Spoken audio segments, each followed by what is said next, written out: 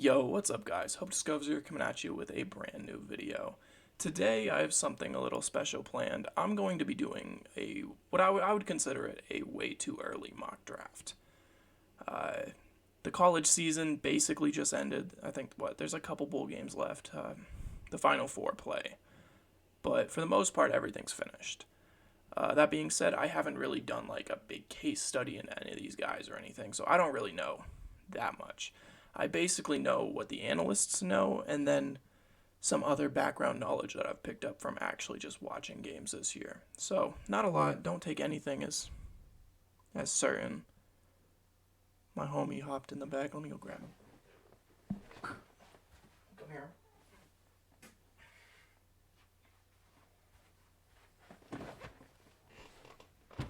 This is Scully.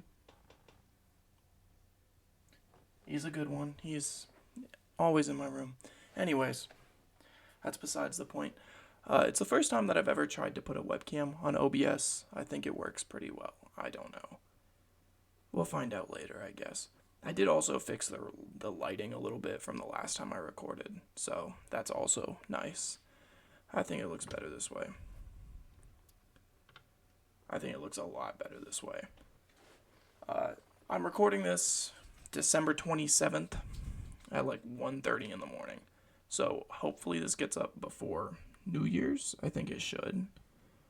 Anyways, also, since it's currently a Sunday night, or I guess Monday early morning, this week hasn't finished in the NFL, so I'm sure this is like a week outdated.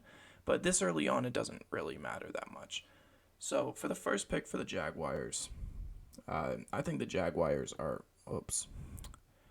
The Jags could go just about in any position that they really want to at this point.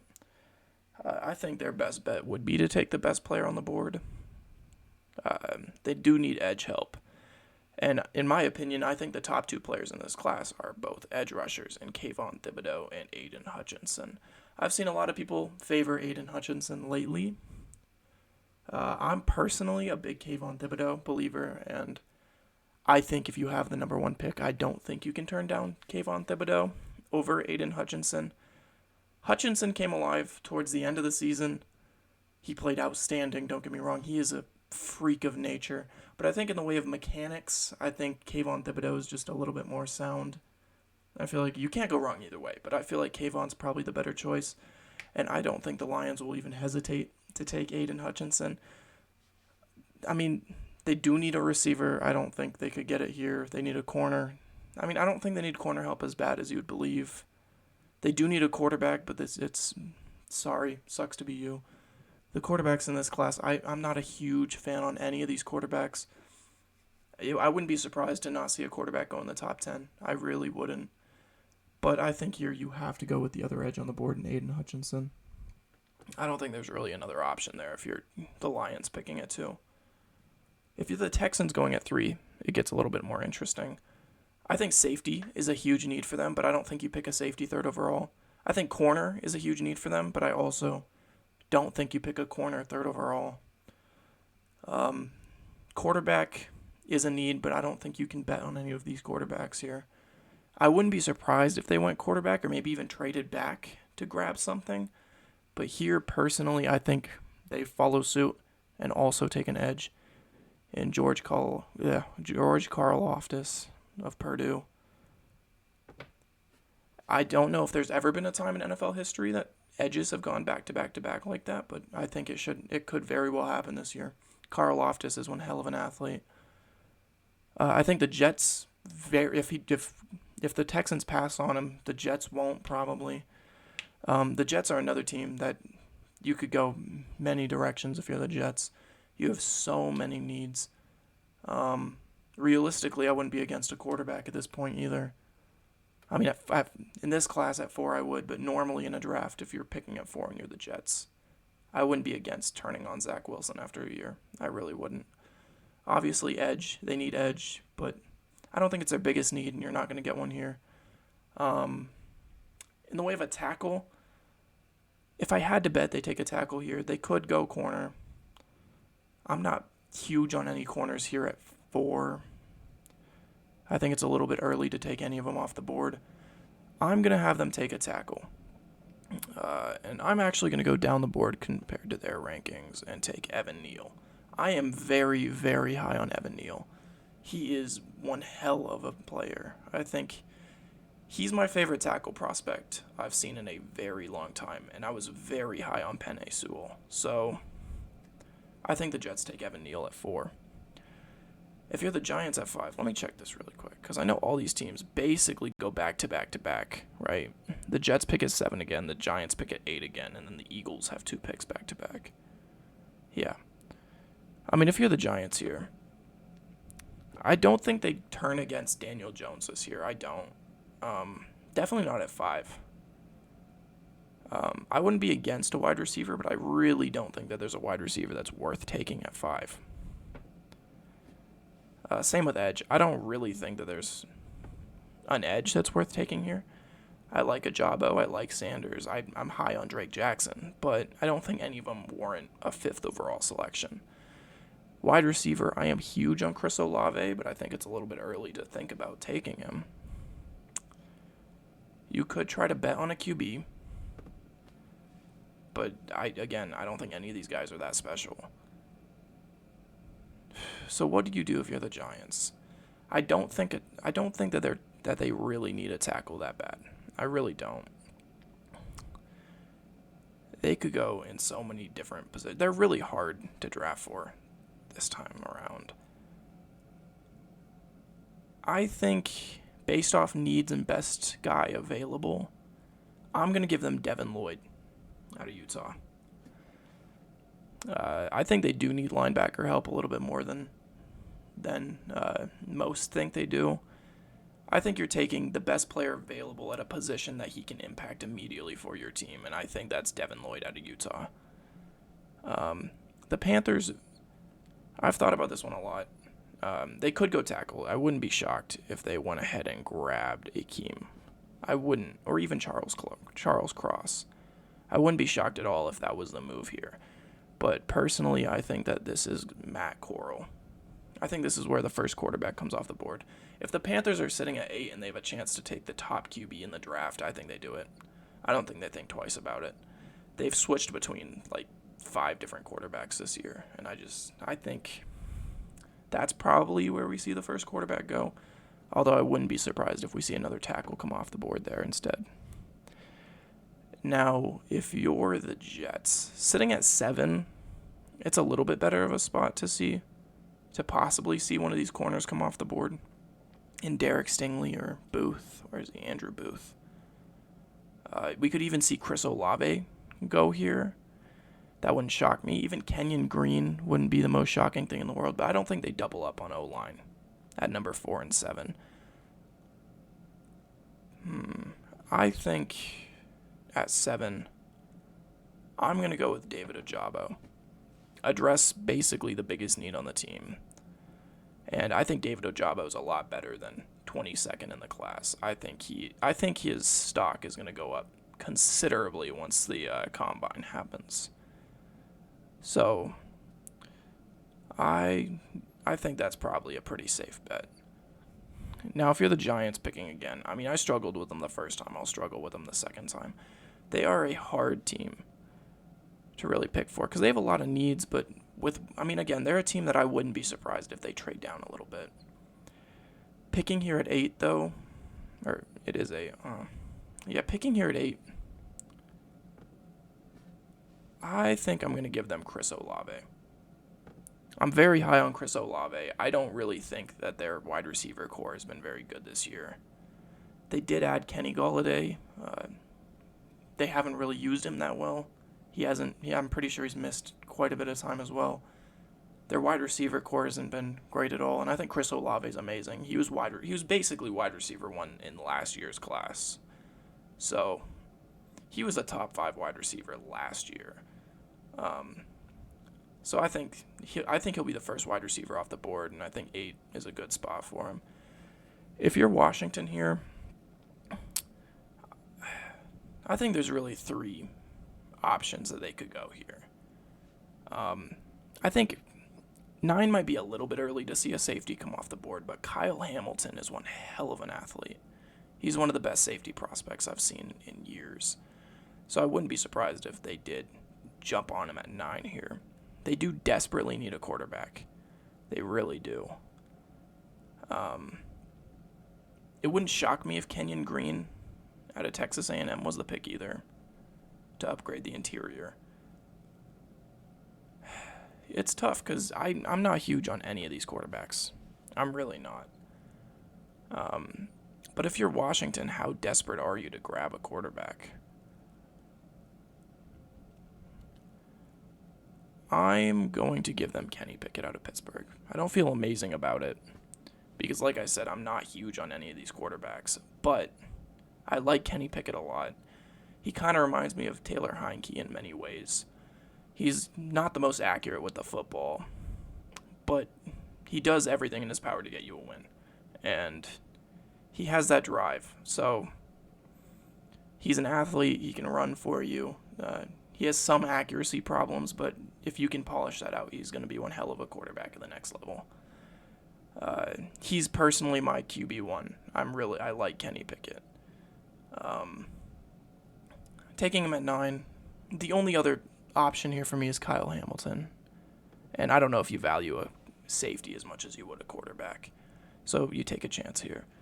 Now, if you are the Falcons at 10, again, I mean, I think that they're going to be really upset that all these edges have came off the board. Not that one of these other two aren't solid options in the top half of the first round, because I think they are. This could be the first time that we see an interior D lineman or a safety come off the board. That wouldn't shock me at all. I think there's 2 amazing interior D linemen this year in DeMarvin Leal and Jordan Davis. I think both of these guys are great. I wouldn't be surprised to see Jordan Davis fall a little bit, honestly, just due to size. I think I'm going to give them Kyle Hamilton, though. Give them some safety help, and I think he's the best player on the board considerably compared to everybody else that's still around. And I think 10 is a solid place for him. I do think one of the top 10 teams might take a chance on him. A little bit overvalued as a safety in the first round. You usually don't see a safety go in the top 10. But I think that this could be the year that we see one. Kyle Hamilton's just that good. The Broncos, with the top 2 quarterbacks off the board, I don't think that the Broncos go that route. Their quarterback play, I mean, it hasn't been good, but it hasn't been the worst in the league. I don't know if you value any quarterback left over Teddy Bridgewater, who I think has one more year. Not that Teddy's that great, but if you can get one more year out of Teddy and then go after a quarterback, I think that would suit you just a little bit better. Especially when you have a need at tackle. And I think that's what they're going to look to do here, in my opinion. I mean, they could go. It wouldn't surprise me to see another quarterback go here. But I am going to give them Charles Cross out of Mississippi State. This could be Ekiem. I think they're both very equal players. So I personally like Charles Cross just a little bit more currently. I haven't really done too much scouting. I've watched a great deal of Mississippi State, though, so maybe it's my bias. Who knows?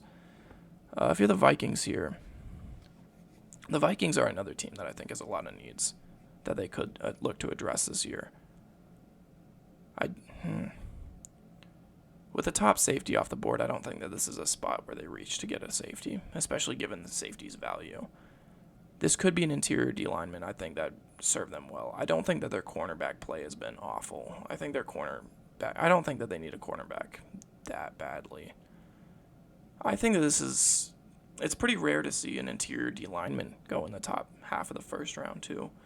But again, there are 2 freak athletes here, so I think this is going to be DeMarvin Leal. He's an absolute stud. He is a playmaker, so wouldn't surprise me at all. He could also I think he could be a guy that you can move out to the edge too, honestly. So I think that both of those guys will probably go in the top half of the first, regardless of their positional value. If you're the Browns confuse me. They really do. I don't know what they need. On paper, their offense is really, really good. Their edges are getting on the other side of Myles Garrett. I don't know how long you can rely on Jadeveon Clowney or Takk McKinley to be your guy. Interior D-line is a need. I don't really know any of these teams like contractual situations really, so I don't know who is like gonna walk. I don't think that you go with a wide receiver here, just given the positioning on the board. If you're the Browns here, I think you skip on edge, just because I think you'd be reaching on one of those edges. You could trade back.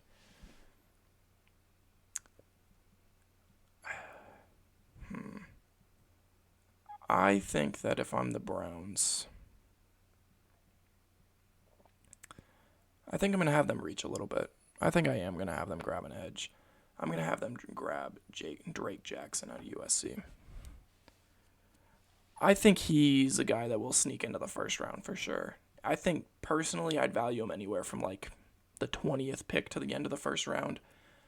But picking here at 13, with that being a big need for the Browns, it wouldn't surprise me at all. I like Drake Jackson a lot. So now if you're the Eagles here, I think that this is a really easy pick.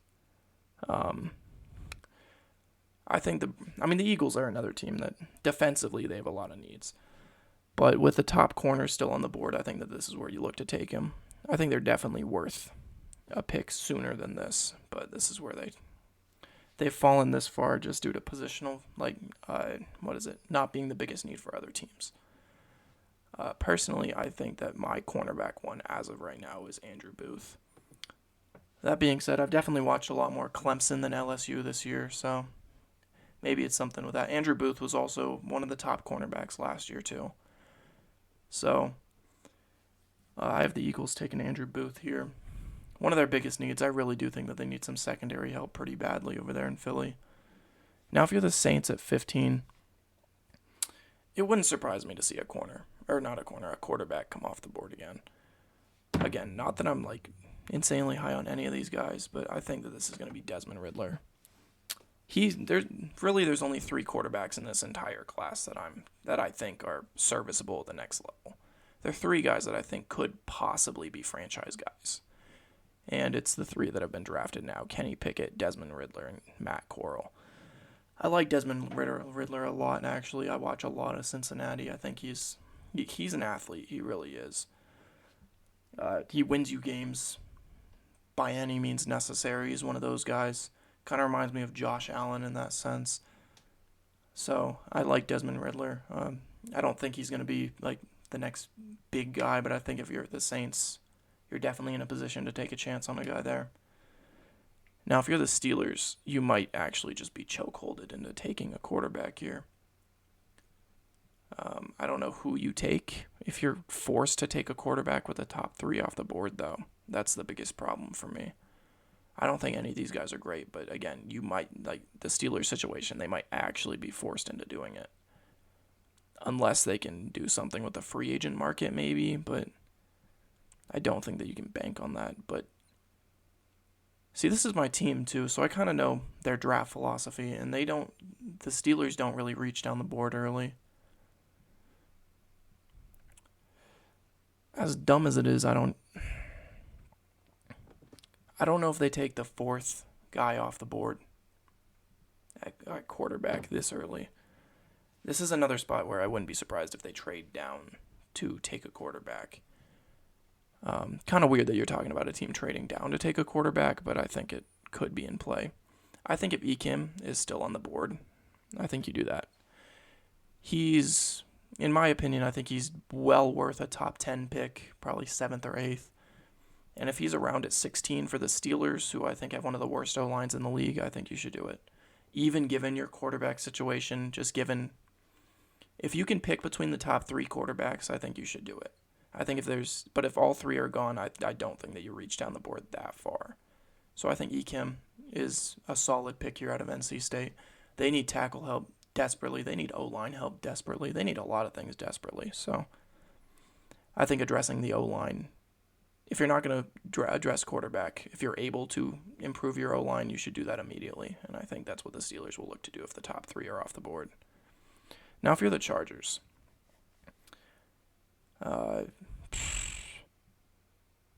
they could use edge help. They really could.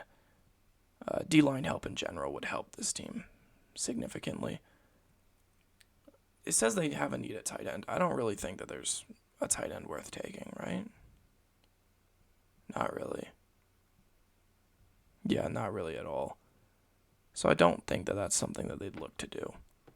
I wouldn't be surprised if this is Sanders at all. I think Sanders is well worth a pick about this high. I'm going to have them. You know what? I like that. Yeah. Or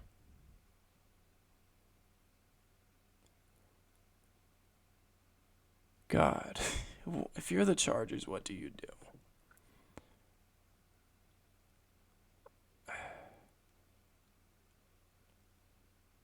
I'm going to have them address the O-line with Kenyon Green. It's not their biggest need, arguably, but Kenyon Green is still on the board at 17, which he shouldn't be. And I think you could definitely look to start him day one over what they currently have.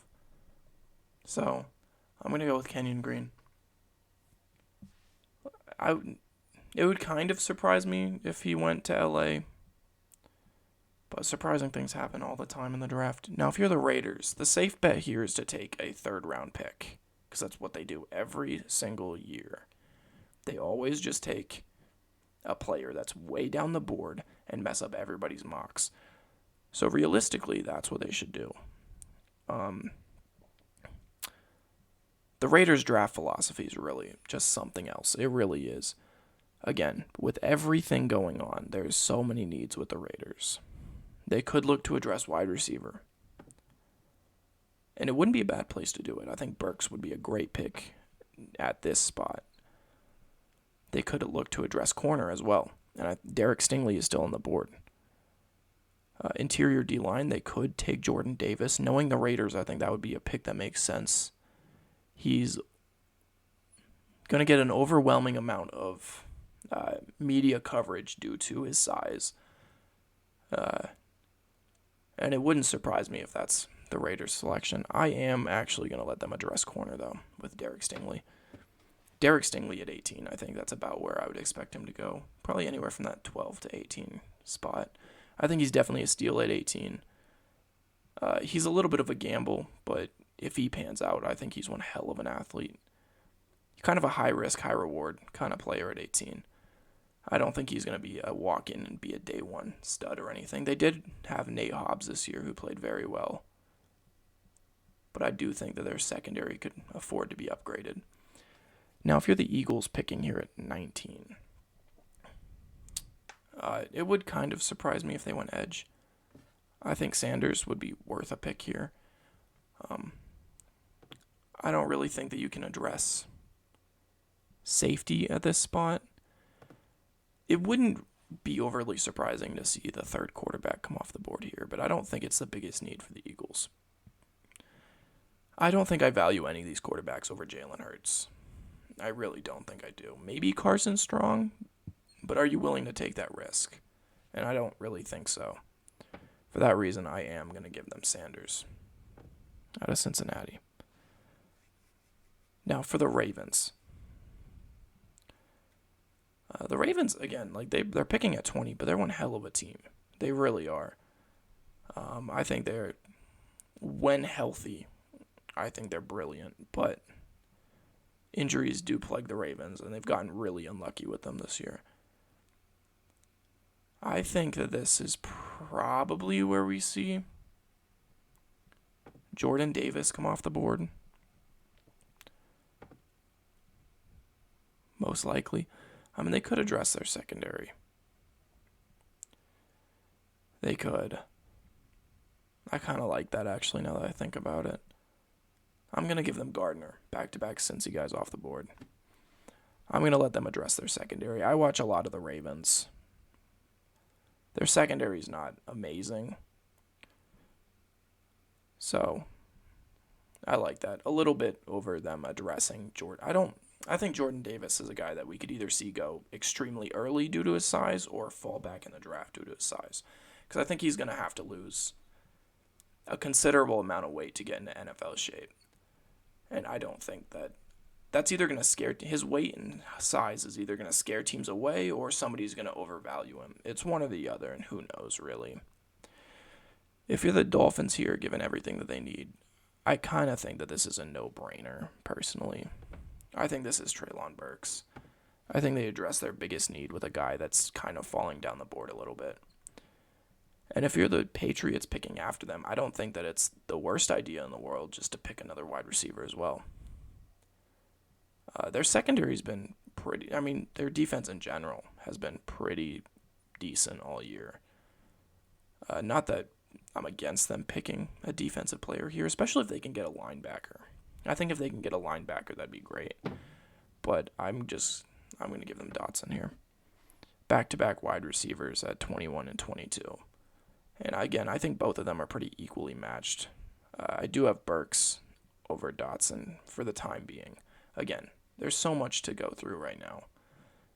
It's way too early to set in stone anything here. But I think the Patriots could definitely serve to address wide receiver. I think it's been their biggest need for a minute or two.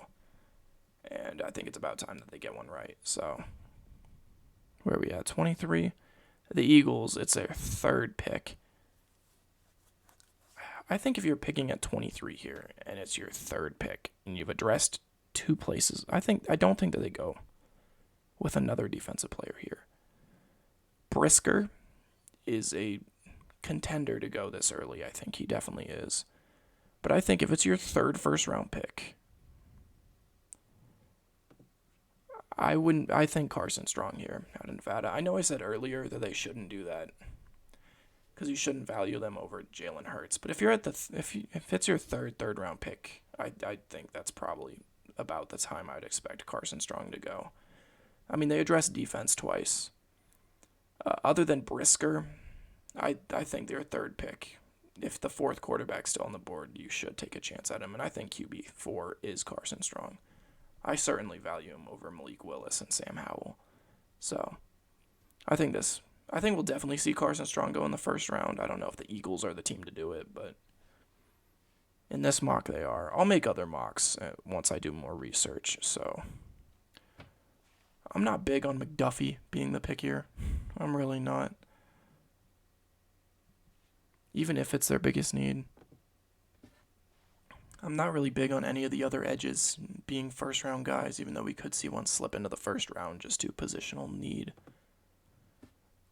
I'm very high on Kenneth Walker, but I don't think he'll slip in the first round just due to positional value and running backs not usually going that high. What do you do if you're the Cardinals here? I think they're kind of going to be chokeholded, honestly. I think this is where we do see Trent McDuffie. I think it's a little bit earlier than he should go, but I think the Cardinals are kind of chokeholded into taking a corner here.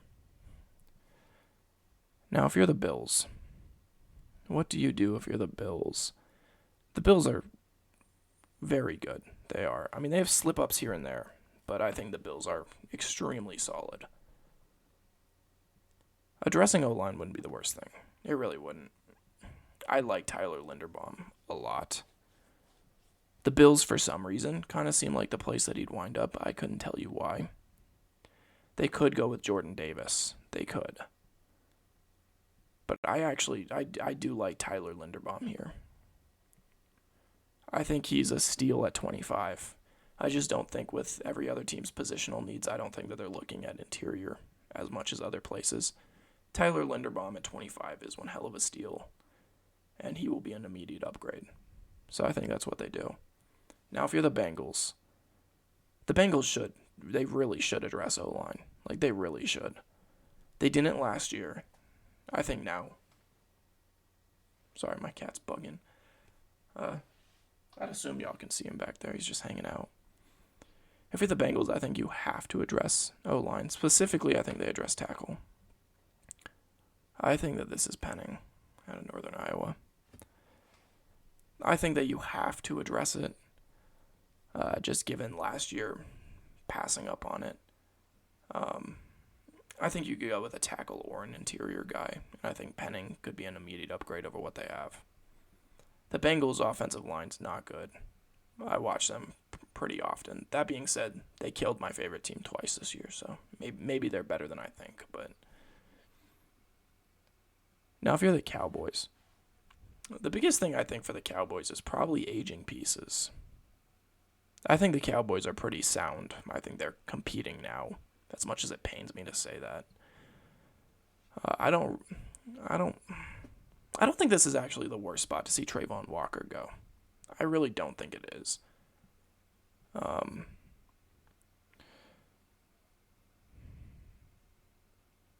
going to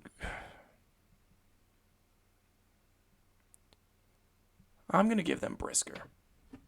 Jaquan Brisker out of Penn State to Dallas.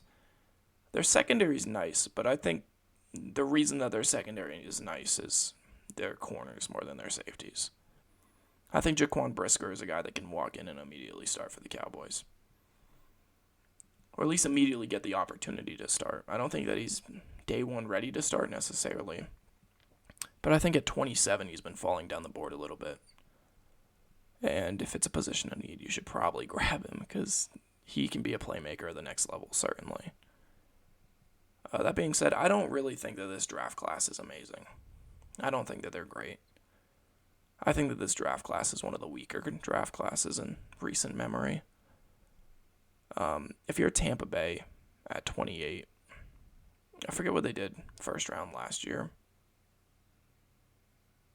Did they go running back? I forget what they did last year in the first. Personally, I think, given how the board is shaped up, this is just a spot where you can't not take Jordan Davis if he's still on the board. Again, high risk, high reward player in Jordan Davis, and I think that they really do need an interior guy to. Obviously, Ndamukong Suh is not.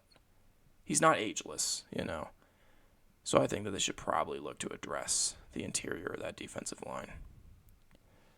Now, if you're the Titans picking at 29, even though they're picking at 29, I do think the Titans have considerably more holes than some of the other teams that we've picked for so far. I think the Buccaneers and Cowboys and Bills are more sound than the Titans are in the way of holes.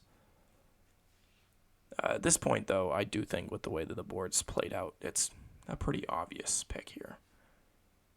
Dean out of Georgia. Linebacker's the biggest need for the Titans. And the best player on the board's a linebacker. It's pretty simple. If you're the Lions picking for the second time, right?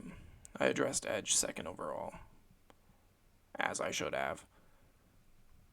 Now, this is another spot where I wouldn't be overly surprised if they went QB. Again, not that I'm high on any of these guys, but I know that they're going to get overvalued as quarterbacks. And picking at 30, it wouldn't be the worst decision in the world to take a chance on one of these guys over Jared Goff. It doesn't take much to be better than Jared Goff.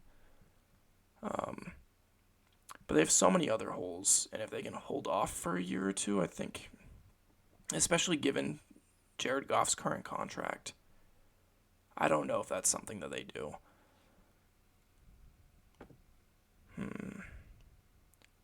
I'm going to go with Drake London.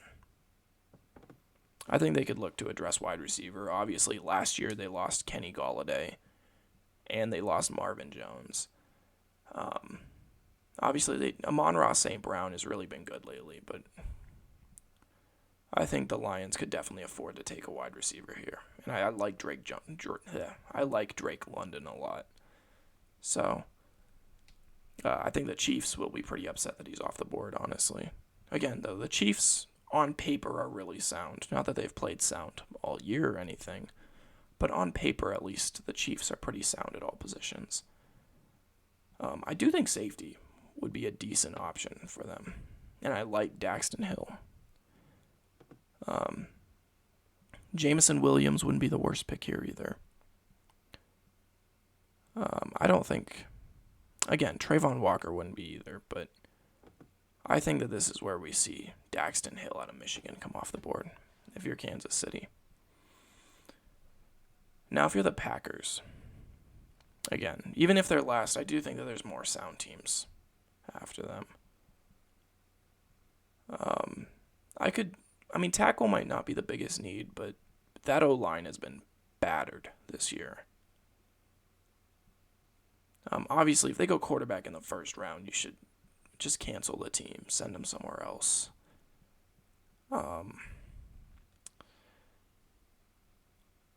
I kind of like this being Trayvon Walker. Again, I don't really think that this team has an overly big need at any position, to be honest. It wouldn't really surprise me to see a wide receiver go here, even though I think they have two very strong wide receivers already. Where do you go if you're the Packers? Their corners have been nice, so I don't think that they look to address cornerback or anything like that. But what do you do if you are the Packers? I think they do address edge. I think that this is Trayvon Walker out of Georgia.